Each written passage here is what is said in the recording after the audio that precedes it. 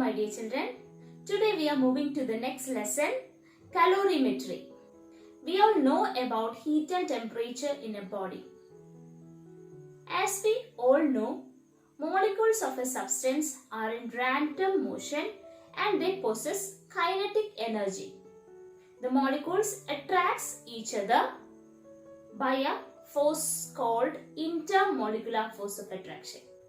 Due to the random motion, they have kinetic energy, and due to the force of attraction, they have potential energy. The total mechanical energy of the substance is equal to sum of the potential and kinetic energy. The sum of the potential and kinetic energy of molecule is called internal energy of a molecule, and the total internal energy of the molecule is called heat energy.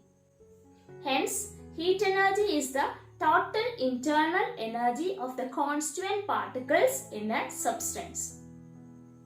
Now, a hot body has higher internal energy and a cold body has lower internal energy. Hence, when a hot body is in contact with cold body, the heat flows from hot body to cold body, so that the cold body warms up and hot body cools down. Now we can conclude heat energy is the internal energy of constituent particles in a body, and this heat energy flows from hot body to cold body. Now let's look the units of heat. Since heat is a form of energy, the SI unit of heat energy is joule.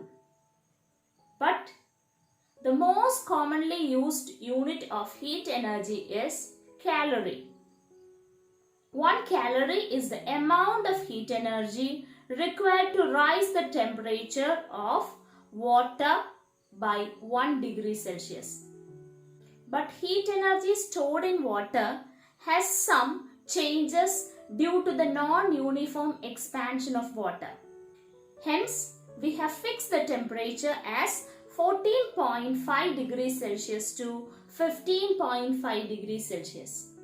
That means 1 calorie is the amount of heat energy required to rise the temperature of water from 14.5 degrees Celsius to 15.5 degrees Celsius. And 1 calorie is related to joule by the relation 1 joule is equal to 0.24 calorie, or 1 calorie is equal to 4.2 joule. Now the higher unit of calorie is kilocalorie. 1 kilocalorie is the heat energy required to rise the temperature of 1 kilogram water by 1 degree Celsius. That means 14.5 degrees Celsius to 15.5 degrees Celsius. Now, let's look the next term, that is temperature. Temperature is the degree of hotness or coldness in a body. That means it is the quantity which decides the direction of flow of heat energy. When we touch on a body, we feel hot if heat energy flows from that body to our hands. And if we feel cold, the heat energy is flowing from our hands to that body. So, temperature decides the flow of heat energy. Now, when a body is heated, the random motion of the particles increases. That means the particle vibrates vigorously. Hence, the temperature of the body increases. So, we can define temperature as a parameter which decides the thermal state of a body. So, we can conclude temperature is the degree of hotness or coldness in a body, and the temperature decides the direction of flow of heat from one body to another when it is kept in contact. the flow of heat is from higher temperature to lower temperature. Now, if there is no heat transfer between two bodies, it means that both the bodies are at same temperature. Same temperature doesn't mean that same amount of heat energy in both the bodies. The heat energy absorbed or evolved does not depend only on temperature, but there are some other factors also. Now, the most commonly used units of temperature are Kelvin, degree Celsius and Fahrenheit. There is a difference of 273 between Kelvin and degree Celsius units. That means 0 degree Celsius is 273 Kelvin or 1 degree Celsius is 274 Kelvin.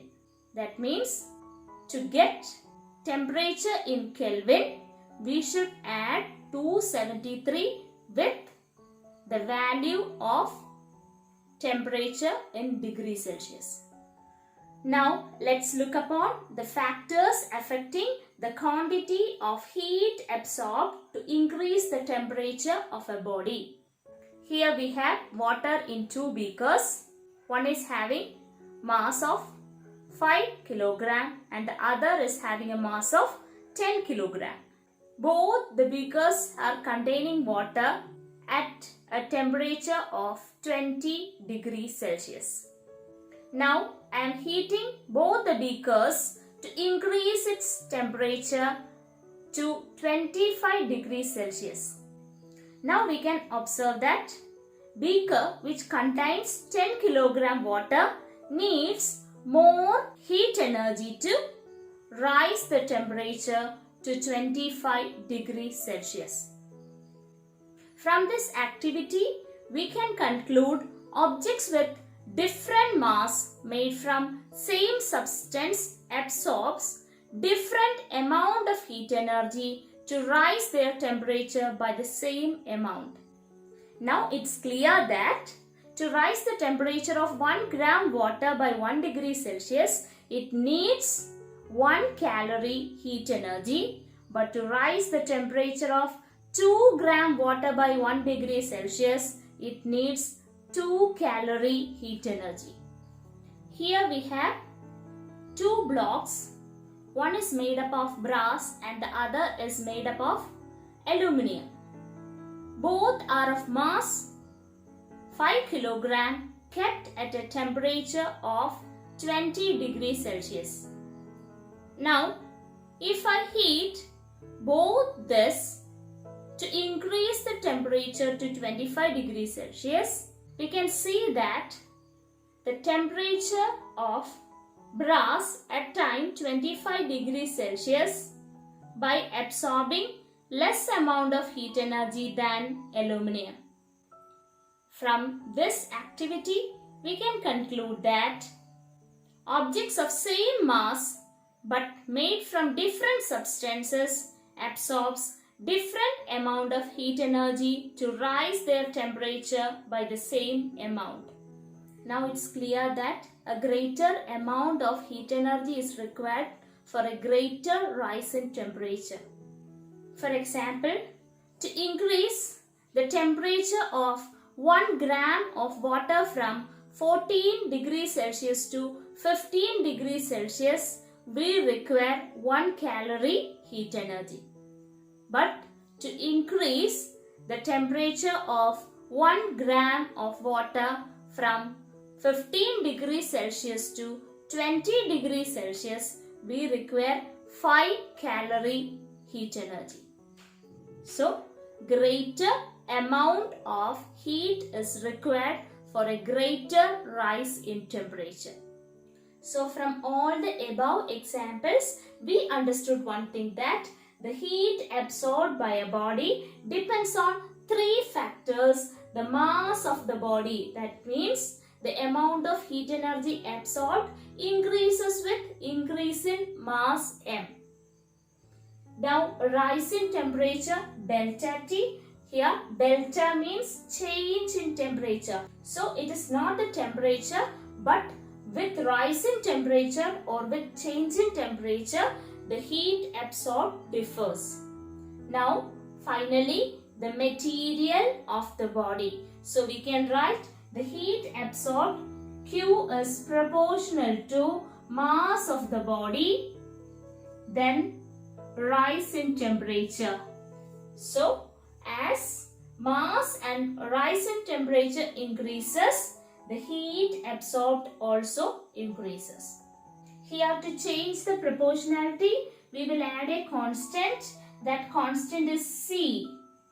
So we can write Q is equal to mc delta T, and C is a constant. This C is called specific heat capacity.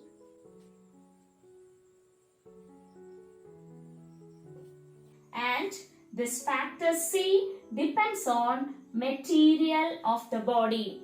That means the specific heat capacity is different for different substances. From our everyday experience, we know that different bodies require different amount of heat energy for equal rise in temperature. This property of each substance is expressed in terms of thermal capacity or heat capacity.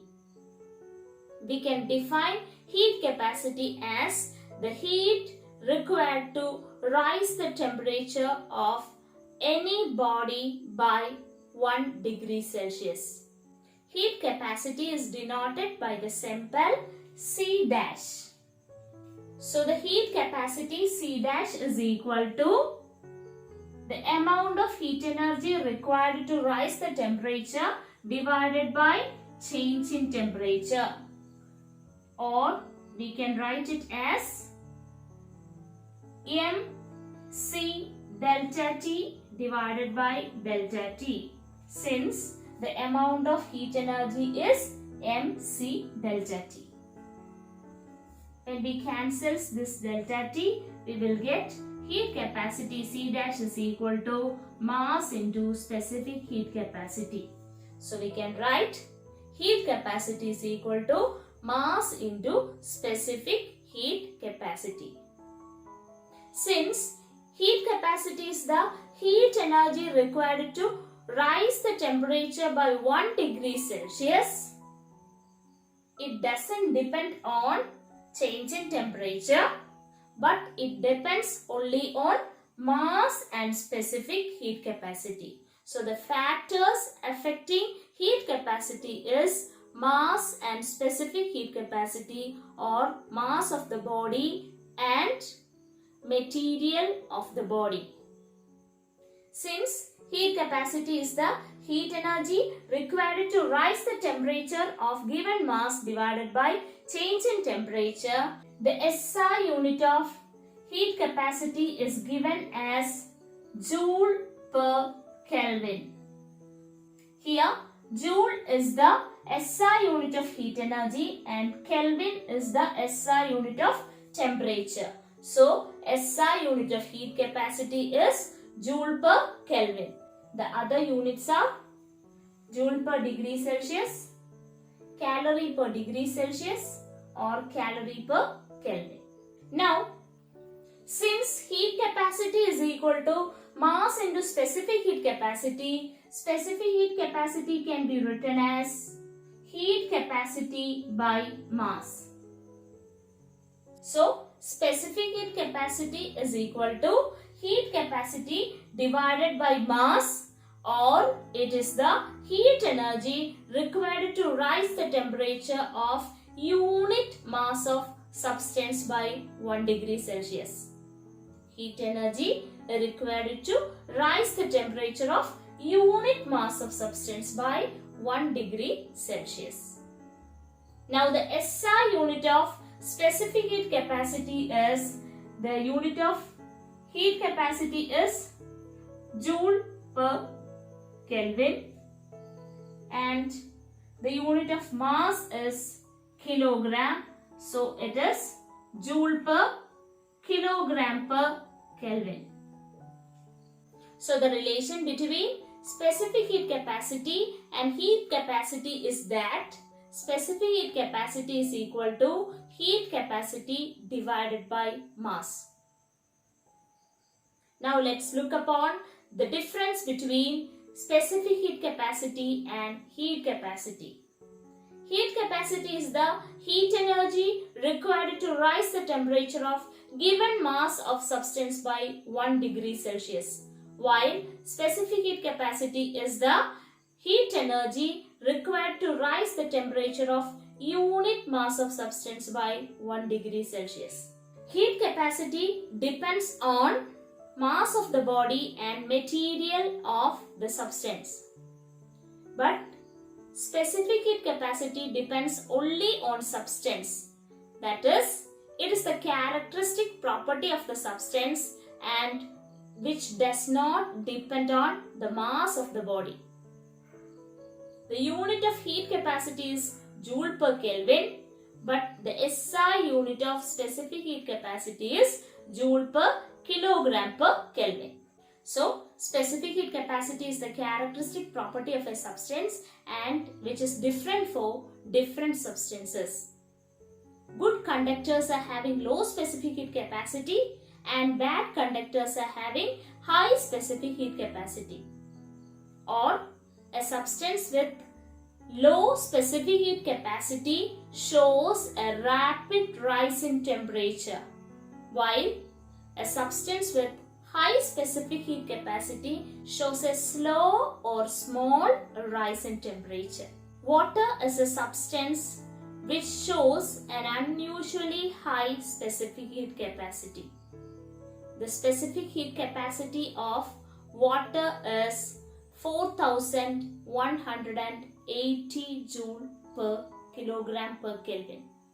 This high specific heat capacity of water helps us in many ways. The climate near the seashore is moderate due to the high specific heat capacity of water.